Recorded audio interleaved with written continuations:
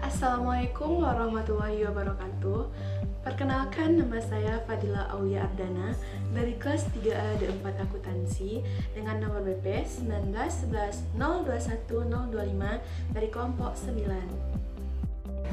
Hai everyone, aku Zafira Rizkila, aku BP 1911022029. Hai.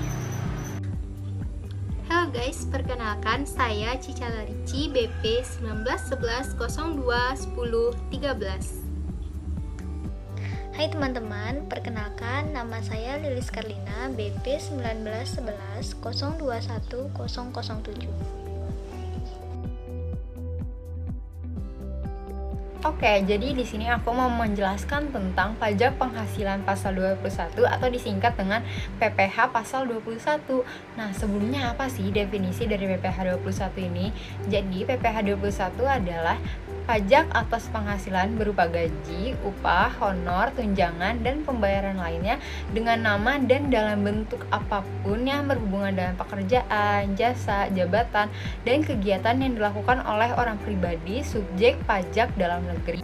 Oke, next. Jadi sekarang kita bahas apa aja sih objek dari PPh pasal 21 ini. Yang pertama adalah penghasilan yang diterima atau diperoleh pegawai tetap. Ini itu bisa berupa penghasilan yang bersifat teratur ataupun tidak teratur. Lalu yang kedua adalah penghasilan yang diterima atau diperoleh penerima industri. Ini itu juga bisa secara teratur berupa uang industri ataupun penghasilan sejenisnya. Lalu yang ketiga adalah penghasilan sehubungan dengan pemutusan hubungan kerja dan penghasilan sehubungan dengan industri yang diterima secara sekaligus berupa uang pesangon, uang manfaat, dan tunjangan hari tua. Lalu yang berikutnya adalah penghasilan pegawai tidak tetap atau tenaga kerja lepas. Ini tuh bisa berupa upah harian, upah mingguan, upah satuan, upah industri, atau upah yang dibayarkan secara bulanan. Lalu yang kelima adalah imbalan kepada bukan pegawai. Ini itu bisa berupa honor, fee, komisi, dan imbalan sejenisnya dengan nama dan dalam bentuk apapun itu yang sehubungan dengan pekerjaan, jasa, dan kegiatan yang dilakukan. Dan yang terakhir adalah imbalan kepada peserta kegiatan seperti volunteer. Nah, itu tuh antara lain berupa uang saku, uang representasi, uang rapat, uang honor, hadiah atau penghargaan dengan nama dan dalam bentuk apapun, dan imbalan sejenisnya dengan nama apapun. Lalu, siapa subjek dari PPh 21 ini? Yaitu adalah pegawai, bukan pegawai, penerima pensiun maupun pesangon, anggota Dewan Komisaris, mantan pekerja, dan peserta suatu kegiatan. Nah, menurut Peraturan 16 tahun 2016, penerima penghasilan yang dipotong PPh pasal 21 adalah orang pribadi dengan status sebagai subjek pajak dalam negeri yang menerima atau memperoleh penghasilan dengan nama dan dalam bentuk apapun sepanjang tidak dikecualikan dalam Peraturan Direktur Jenderal Pajak ini. Dari pemotongan PPh pasal 21 atau PPh pasal 26 sebagai imbalan sehubungan dengan pekerjaan, jasa, atau kegiatan termasuk penerima pensiun. Lalu apa saja sih pemotong dari PPh pasal 21 ini? Yang pertama adalah pemberi kerja, yang kedua bendahara atau pemegang kas pemerintah, yang ketiga dana pensiun, dan yang terakhir adalah orang pribadi yang melakukan kegiatan usaha atau pekerjaan bebas. Oke, selanjutnya kita akan membahas tentang PTKP atau penghasilan tidak kena pajak. Apa sih PTKP itu? PTKP merupakan salah satu elemen dalam perhitungan pajak yang berfungsi untuk mengurangi penghasilan neto wajib pajak. Lalu kenapa harus ada PTKP? PTKP ini tujuannya adalah untuk melindungi orang-orang yang memiliki penghasilan rendah sehingga mereka tidak perlu membayar pajak lagi. Lalu berapa sih besaran PTKP tahun 2021 ini? Besaran PTKP yang ditetapkan juga menjadi krusial karena jika wajib pajak memiliki penghasilan kurang dari PTKP, maka wajib pajak dikenakan pajak penghasilan. Sebaliknya, jika penghasilan wajib pajak melebihi nilai PTKP, maka pajak penghasilan yang akan dikenakan kepada wajib pajak adalah tarif pajak dikali penghasilan kena pajak. Dan untuk rincian besaran PTKP adalah yang pertama itu adalah PTKP bagi wajib pajak orang pribadi adalah sebesar 54 juta. Lalu PTKP bagi wajib pajak yang kawin mendapat tambahan sebesar 4.500.000 rupiah dan tambahan PTKP untuk seorang istri yang penghasilannya secara pajak digabung dengan penghasilan suami adalah sebesar 54 juta. Dan yang terakhir adalah tambahan PTKP untuk tanggungan dengan besaran untuk setiap anggota keluarga, sedarah, dan keluarga semenda yang berada dalam garis keturunan lurus serta anak angkat adalah sebesar 4.500.000 rupiah. Ketentuan jumlah tanggungan adalah maksimal 3 orang setiap wajib pajak. Keluarga sedarah ialah orang tua kandung, saudara kandung, dan anak yang dimaksud keluarga semenda adalah mertua, anak tiri, serta ipar. Selanjutnya adalah perhitungan PPh pasal 21 bagi pegawai tetap penghasilan teratur.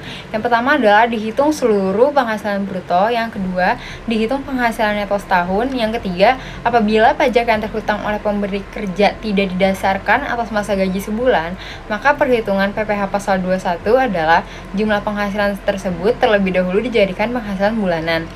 Lalu yang berikutnya adalah jika kepada pegawai di samping dibayar gaji bulanan, juga dibayar kenaikan gaji yang berlaku surut atau rapel. Lalu yang terakhir adalah apabila pegawai di samping dibayar gaji kurang dari 1 bulan, juga dibayar gaji lain lebih dari 1 bulan, seperti pada kasus yang di nomor 4 sebelumnya, maka cara perhitungannya harus sesuai dengan ketentuan pada penjelasan yang ketiga.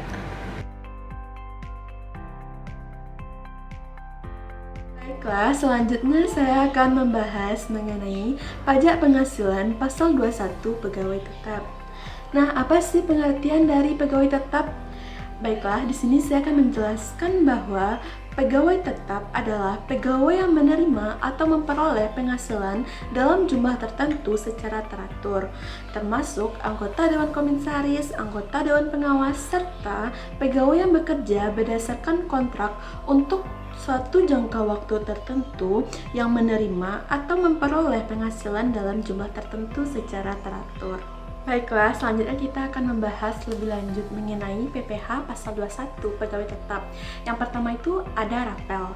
Nah, adapun tahapan perhitungan PPh pasal 21 atas uang rapel yang diterima oleh pegawai tetap.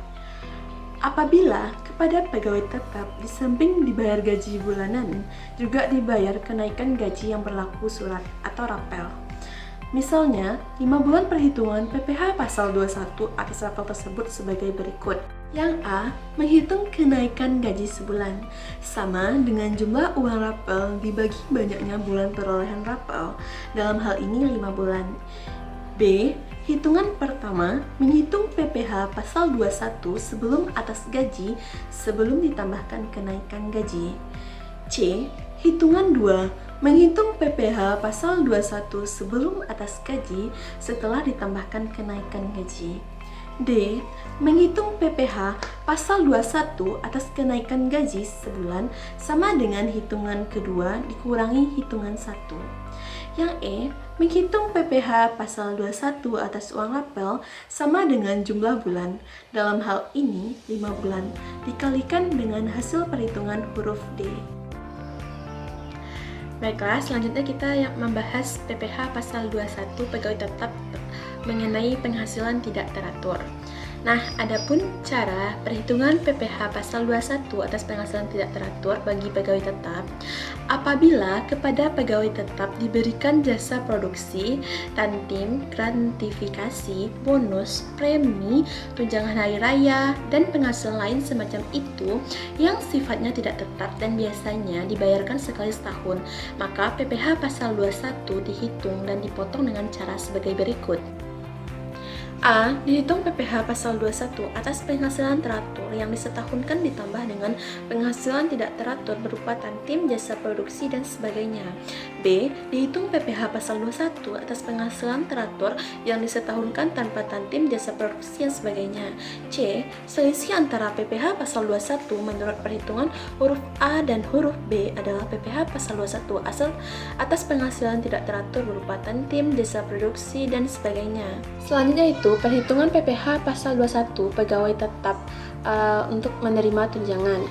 Nah, adapun cara dari perhitungan PPh pasal 21 atas tunjangan ini, yaitu dalam hal kepada pegawai diberikan tunjangan pajak, maka tunjangan pajak tersebut merupakan penghasilan pegawai bersangkutan dan ditambahkan pada penghasilan yang diterimanya. Selanjutnya yang keempat, kita akan membahas mengenai PPh pasal 21 pegawai tetap tentang dipindah tugaskan dalam tahun berjalan. Pada saat pegawai dipindah tugaskan, pegawai yang bersangkutan tidak berhenti dari perusahaan tempat dia bekerja. Pegawai yang bersangkutan masih tetap bekerja pada perusahaan yang sama dan hanya berubah lokasinya saja. Dengan demikian, perhitungan PPh pasal 21 tentang pegawai tetap menggunakan dasar perhitungan selama setahun. Baiklah, selanjutnya kita akan melanjutkan pembahasan mengenai pajak penghasilan pasal 21.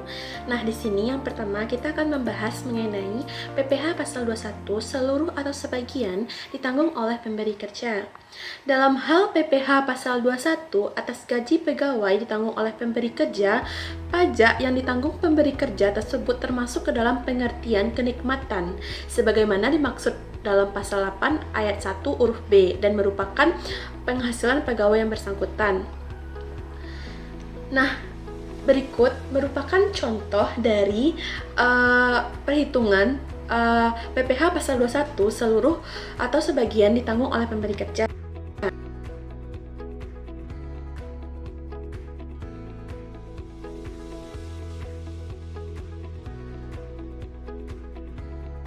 Gaji sebulan yaitu 6.500.000 dikurangi dengan biaya jabatan dan iuran pensiun. Biaya jabatannya adalah 325.000, iuran pensiunnya adalah 150.000. Jadi total pengurangannya yaitu sebesar 425.000. Gaji tadi dikurangi dengan pengurangannya sebesar 425.000 tadi, maka dapatlah penghasilan neto sebulan yaitu sebesar 6.025.000. Selanjutnya itu penghasilan neto setahun. Penghasilan neto setahun ini didapatkan dari penghasilan neto sebulan dikali dengan 12, maka dapatnya 72.300.000. Selanjutnya kita mencari PTKP setahun. Untuk wajib pajak sendiri, PTKP-nya itu sebesar 54 juta, tambahan karena menikah 4.500.000, tambahan 3 orang anak, 3 orang anak tersebut dikali dengan 4.500.000, maka totalnya 13.500.000.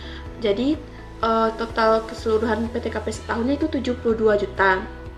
Nah, selanjutnya didapatkan penghasilan kena pajak setahun 300.000 didapatkan dari penghasilan neto setahun dikurangi dengan PTKP setahun, maka dapatlah penghasilan kena pajak setahun sebesar 300.000.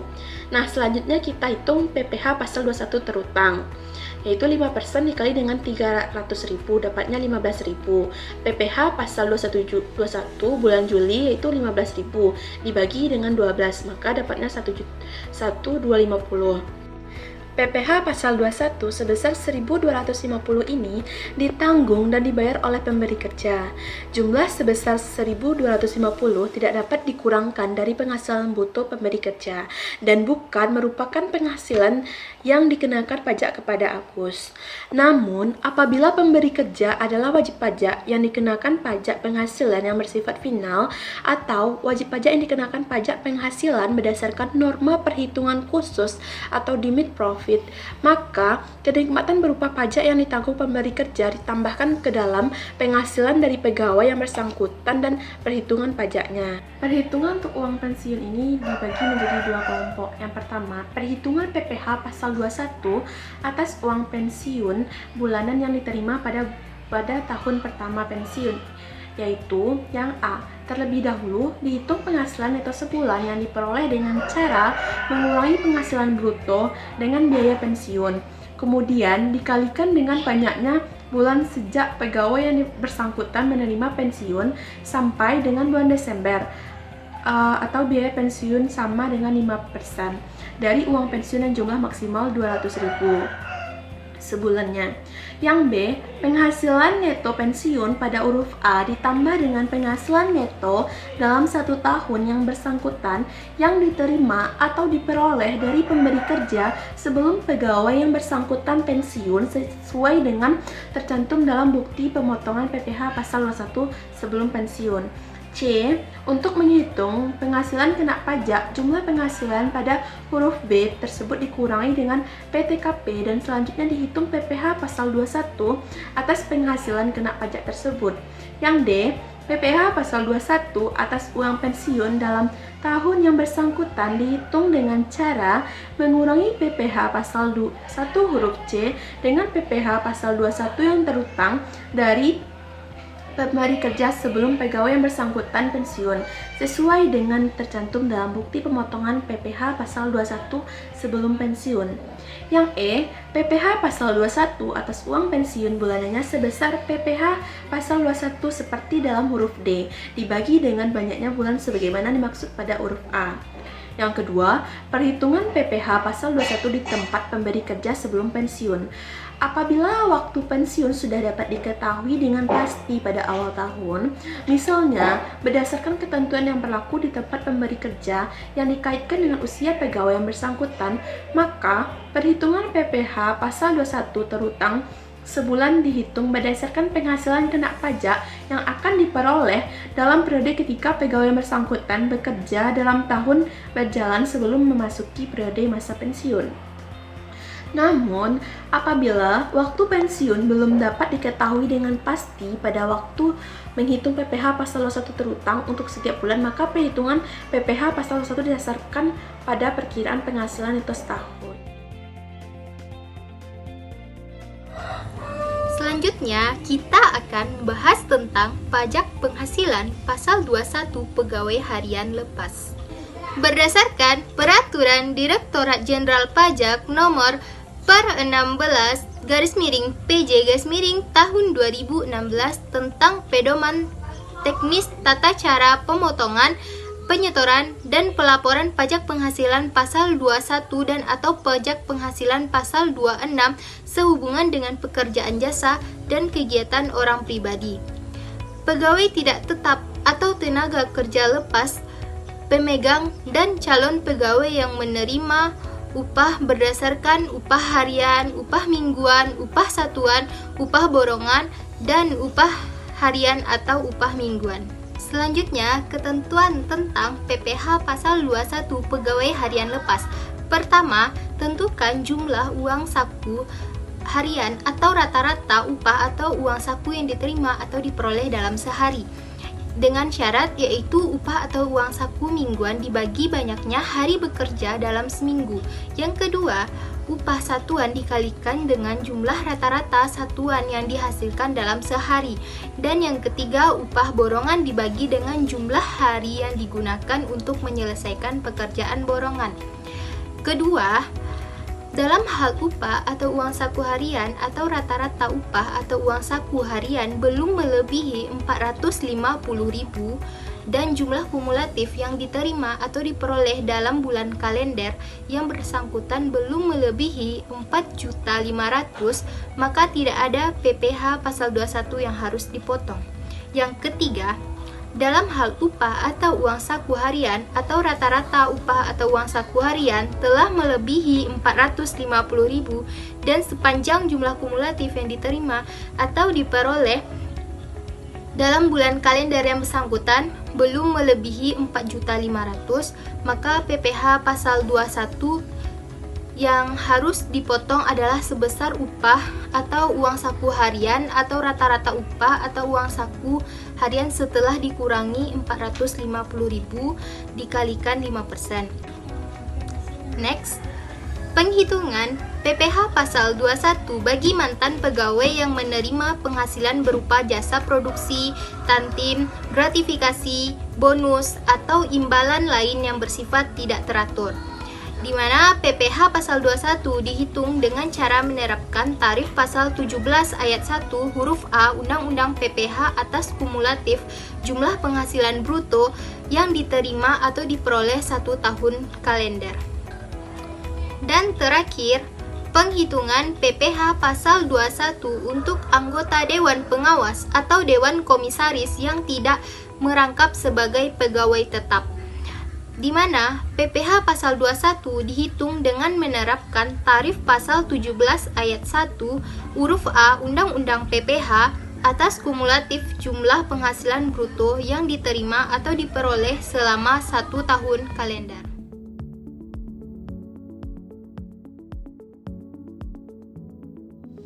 Baiklah, saya akan menjelaskan tentang pajak penghasilan pasal 21 penerima penghasilan lainnya. Yang ketiga, perhitungan PPh pasal 21 bagi peserta pensiun yang masih berstatus pegawai dan akan menarik dana pensiunnya.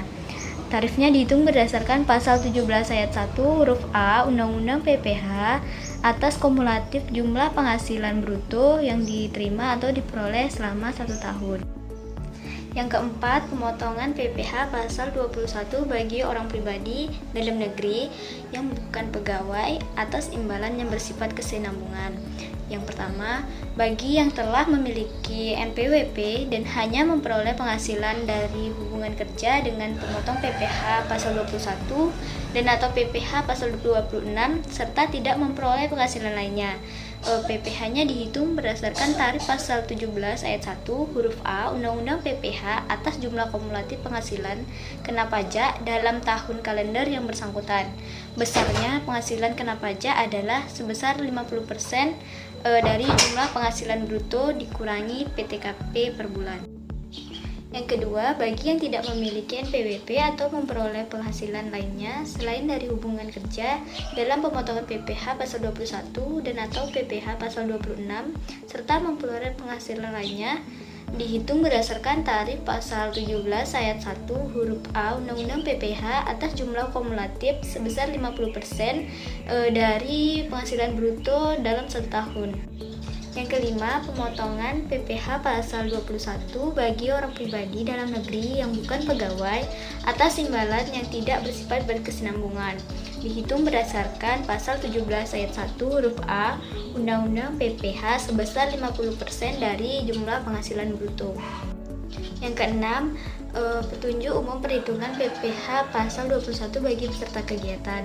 Tarifnya dihitung berdasarkan pasal 17 ayat 1 huruf A Undang-Undang PPh atas jumlah penghasilan bruto untuk setiap kali pembayaran yang bersifat utuh dan tidak dipecah yang diterima oleh peserta kegiatan. Yang ketujuh, petunjuk perhitungan PPh pasal 21 bagi pejabat PNS, anggota TNI Polri dan pensiunannya. Tarifnya dihitung berdasarkan yang pertama, PNS golongan 1 dan 2, anggota TNI Polri, pangkat Tamtama dan Bintara, dan pensiunannya dikenakan tarif sebesar 0% dari jumlah honor dan imbalan lainnya. Yang kedua, PNS golongan 3, anggota TNI Polri, golongan pangkat perwira pertama, dan pensiunannya dikenakan tarif sebesar 5% dari honor dan imbalan lainnya. Yang ketiga, pejabat PNS golongan 4, anggota TNI Polri, golongan pangkat perwira menengah dan perwira tinggi, dikenakan tarif sebesar 15% dari jumlah bruto honor dan imbalan lainnya. Yang kedelapan, perhitungan PPh pasal 21 bagi penerima uang pensiun, manfaat pensiun, jaminan hari tua yang dibayarkan sekaligus. Yang pertama, tarif untuk PPh pasal 21 atas penghasilan uang pensiun bagi penghasilan sampai dengan 50 juta dikenakan tarif sebesar 0%. Di atas 50 juta sampai 100 juta dikenakan tarif sebesar 5%. Di atas 100 juta sampai 500 juta dikenakan tarif sebesar 15%. Di atas 500 juta dikenakan tarif sebesar 25%. Pembayarannya berdasarkan jumlah kumulatif uang pensiun yang dibayarkan sebagian atau seluruhnya dalam jangka waktu paling lama 2 tahun. Yang kedua, tarif penghasilan PPh pasal 21 bagi manfaat pensiun dan jaminan hari tua. Untuk penghasilan sampai dengan 50 juta dikenakan tarif sebesar 0% dan di atas 50 juta dikenakan tarif sebesar 5%. Pembayaran ini berdasarkan jumlah kumulatif manfaat uang pensiun dan jaminan hari tua yang dibayarkan sebagian atau seluruhnya dalam jangka waktu paling lama 2 tahun. Selanjutnya adalah bukti potong, di mana bukti potong atau pemungutan PPh berbentuk formulir atau dokumen lain yang dipersamakan yang dibuat oleh pemotong atau pemungut PPh. Dokumen yang mengatur hal ini adalah Peraturan Menteri Keuangan Republik Indonesia Nomor 12 PMK 03 Tahun 2017 tentang bukti pemotongan atau pemungutan pajak penghasilan. Selanjutnya jenis bukti potong.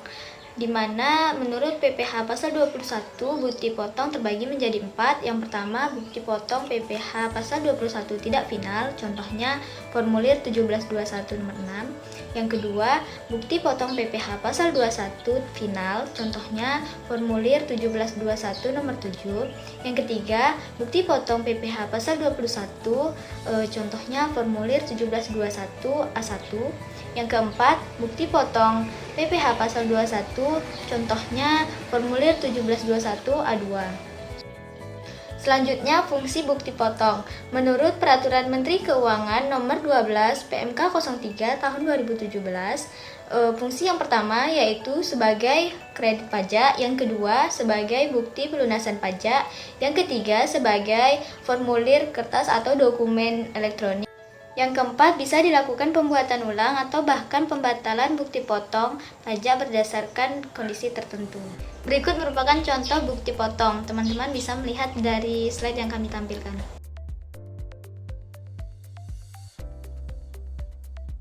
Selanjutnya, surat setoran pajak atau SSP. Formulir SSP ini berdasarkan ayat 1 disebutkan bahwa terdapat 4 rangkaian. Lembar 1 untuk wajib pajak, lembar 2 untuk kantor pelayanan perbendaharaan negara, lembar 3 digunakan oleh wajib pajak untuk melaporkan ke kantor pelayanan pajak. Berikut kami tampilkan contoh dari surat setoran pajak atau SSP.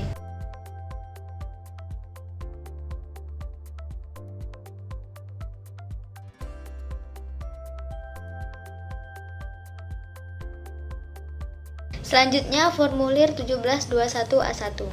Formulir 1721 A1 merupakan bukti potong PPh 21 yang diberikan oleh pengusaha atau pemberi kerja kepada karyawannya. Ketentuan dalam pembuatan formulir 1721 A1. Yang pertama, digunakan untuk 1 tahun pajak. Yang kedua, diberikan untuk karyawan tetap, tidak untuk karyawan tidak tetap atau bukan karyawan. Yang ketiga, digunakan oleh karyawan tetap dalam melaporkan SPT tahunan PPh wajib pajak pribadi. Yang keempat, pemberi kerja wajib membuat formulir 1721 selambat-lambatnya Januari tahun berikutnya. Ini merupakan contoh dari formulir 1721 A1. Teman-teman bisa melihat pada slide yang kami tampilkan.